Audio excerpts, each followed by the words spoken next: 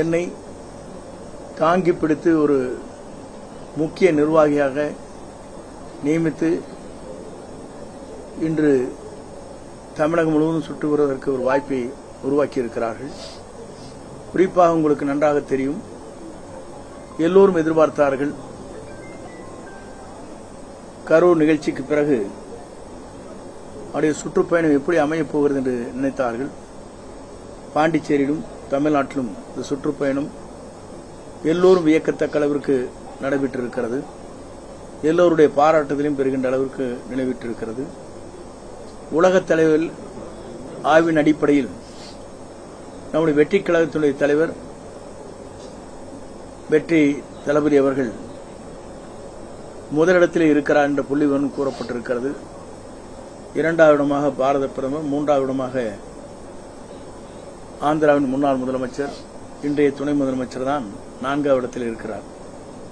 அப்படி என்றால் மலேசியாவுக்கு சென்று திரும்புகிற போது உலக நாடுகளே வியக்கத்தக்க அளவிற்கு மலேசிய மண்ணில் பாரத பிரதமருக்கும் குடியரசுத் தலைவருக்கும் கொடுக்கப்பட வேண்டிய விமான நிலையத்திலிருந்து அவரை வரவேற்று சாலை வழியாக வருகிற போது ரோட் ஷோ என்று சொல்வார்களே, இதுவரையிலும் மலேசிய வரலாற்றில் நம்முடைய வெற்றி கழகத்துடைய தலைவருக்கு மட்டும்தான் அது வழங்கப்பட்டிருக்கிறது என்ற வரலாறு அங்கே படைக்கப்பட்டிருக்கிறது.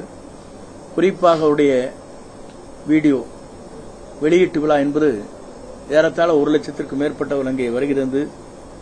மலேசியாவை தம்பித்து போகின்ற அளவுக்கு 2 மணி நேரம் போக்குவரத்து நெரிசல் ஏற்பட்டிருக்கிற அளவுக்கு உருவாக்கப்பட்ட வரலாறும் அங்கே இருக்கிறது.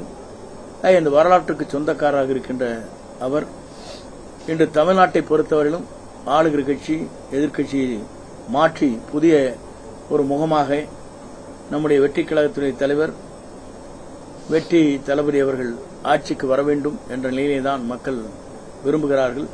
உங்கள்கிட்ட கேட்டாங்கன்னு சொல்லுவாங்க, உங்க வீட்டிலே சொல்றாங்களா குழந்தைகள்லாம் விஜய்க்கு ஓட்டு போறாங்க சொல்றாங்களா இல்லைங்களா? சொல்லுங்க மனசார, குழந்தை சொல்றாங்களா இல்லையா? ஆகவே எல்லா குழந்தைகளும் அதைத்தான் எதிர்பார்க்கிறார்கள். நேற்றைய தினம் ஒரு நிகழ்ச்சிக்கு செல்கிற போது ஒரு 12 வயது சிறுமி கான்வென்ட்ல படித்துக் கொண்டிருக்கிறார்கள். ஓடி வந்து, அங்கிள் இந்த தடவை அப்பா அம்மாட்ட சொல்லியிருக்கேன், விஜய்க்கு தான் ஓட்டு போடுவோம்னு சொல்லியிருக்கிறேன், நான் இந்த தடவை விட மாட்டேன் அப்படின்னு சொன்னாங்க. இதெல்லாம் பார்க்க பார்க்க நமக்கே ஒரு உற்சாகத்தை உருவாக்குகிறது.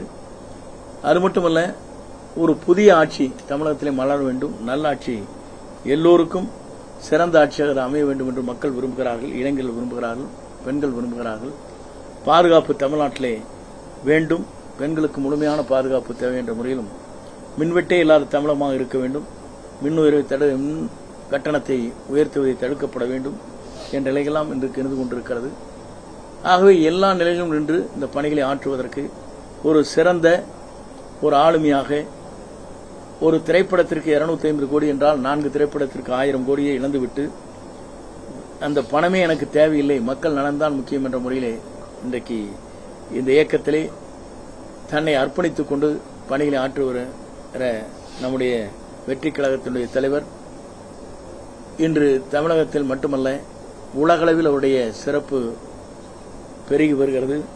இப்போது கூட ஒரு கேலண்டர் இங்கே நான் பார்த்தேன், கல்ஃப் நாட்டிலிருந்து அந்த கேலண்டர் வெளியிட இருக்கிறார்கள். அவர்களை கூட தனி விமானத்திலே வந்து வாக்களிப்பதாக இருக்கிறார்கள். அதற்கெல்லாம் இப்போதே பணிகளை முடித்துவிட்டோம் என்று என்னிடத்திலே சொன்னார்கள். உண்மையிலே பார்க்கின்ற போது வெளிநாடுகளிலே இருக்கின்ற கூட நம்முடைய நாட்டிலே பதிவு செய்கின்ற, தமிழ்நாட்டிலே பதிவு செய்வார்கள், இவருக்காக வாக்களிப்பதற்காக தனி விமானத்திலே வரப்போகிறோம் என்று சொல்கிற போது எப்படி இன்றைக்கு நிலை மாறியிருக்கிறது என்பதை நம்மால் உணர முடிகிறது. ஆகவே வெற்றி என்ற இலக்கை எளிதாக எட்ட முடியும் என்பதுதான் என்னுடைய உரை. ஆகவே உங்கள் அத்தனை பேருக்கும் என்னுடைய தமிழ் புத்தாண்டு, வருகின்ற பொங்கல் அனைத்து உங்களுடைய வாழ்த்துக்களை தெரிவித்துக் கொள்கிறேன். நன்றி, வணக்கம்.